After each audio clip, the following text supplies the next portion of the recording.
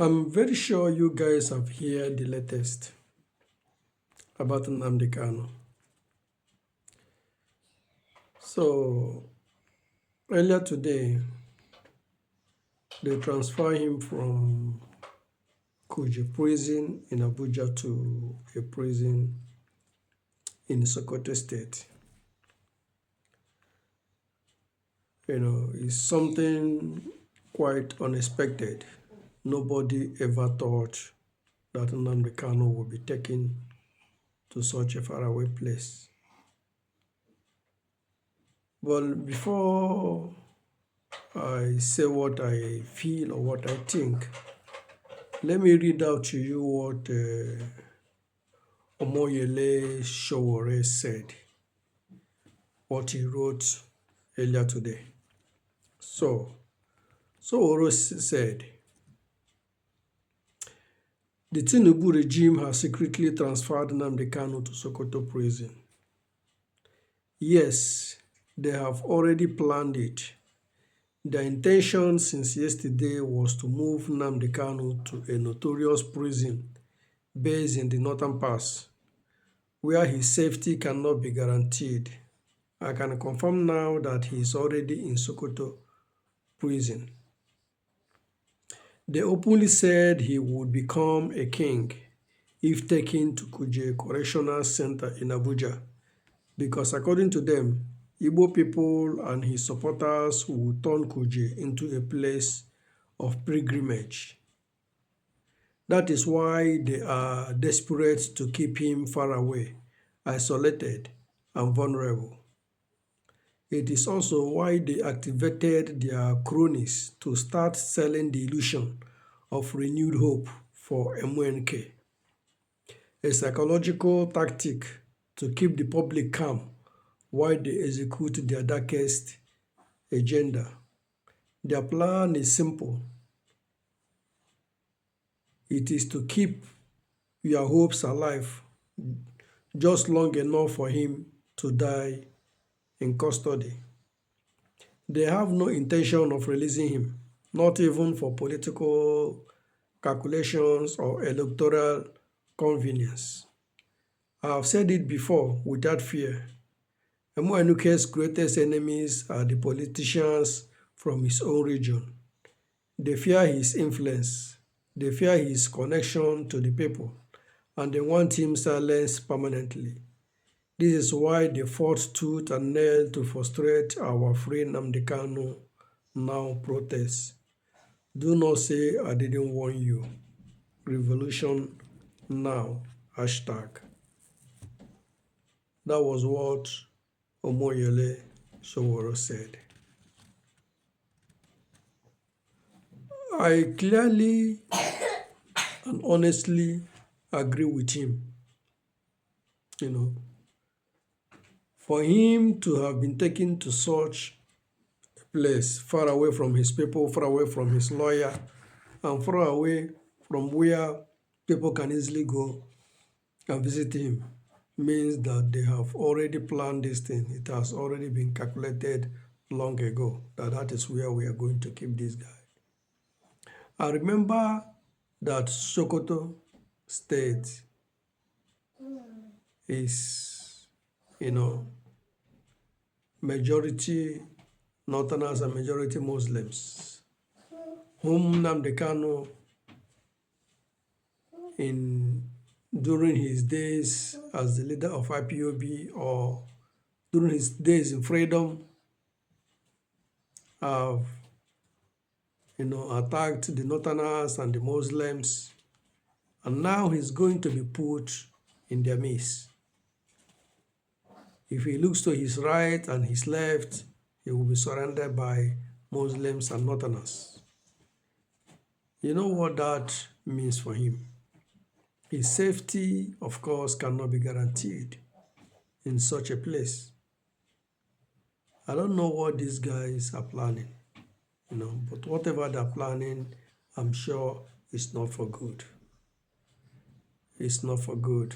Like I said in my other video, there are things that prayer doesn't do. Only action can only change things, and not prayer. This is not a time people will say, let's pray for Imuonike. Let's pray. God will deliver him. No, this is not a time to be emotional or religious about it. This is a time for people who have the leg, who have the connection to go and see what they can do, at least to see what they can get out of this.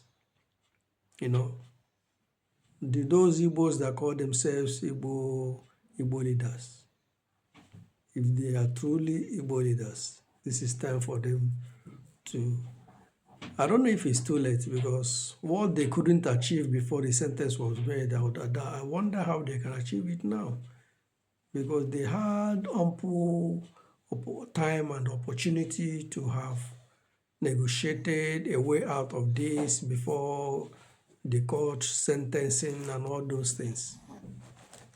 They had every opportunity to have negotiated, but I don't think they did anything. And now he has been sentenced and sent to jail. So I don't know if there is anything that can be done, you know. But I believe that Nnamdi Kanu is not coming back or coming out anytime soon. Soon? No. Whether he will come out, I don't know. But even if he will, it's not going to be anytime soon. It's not going to be anytime soon. The people that are keeping him there are determined for him to buy. They are determined for him not to come out from that place alive. And it seems they are succeeding. Taking him to that far north, to Sokoto State, means they are close to succeeding in their plan. If they really mean for him to buy in prison, then they are close to their success. You know, at this stage, all we can do is keep our fingers crossed and wish him the best. I wish him the best. But one thing is for sure, one thing is certain. You can kill a messenger, but you can't kill the message. You know, you can't kill a message. That's something you cannot stop. You can't stop a movement that have already been accepted in the hearts of people. That's one thing you cannot kill. You can kill a man, but you can't kill an ideology. You know, you can kill a Emuenuke today, but tomorrow thousands of Emuenukes will rise up.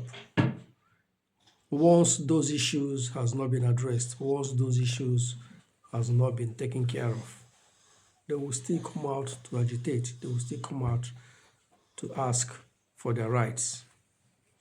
What truly be the right that truly belongs to them, because it's their right, it's their constitutional right to ask for freedom, to ask for things to be right, to be done right, to ask for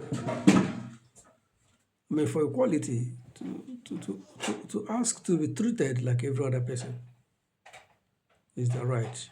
So one day, once those issues has not been addressed, more Emuenukes are going to rise up. You know.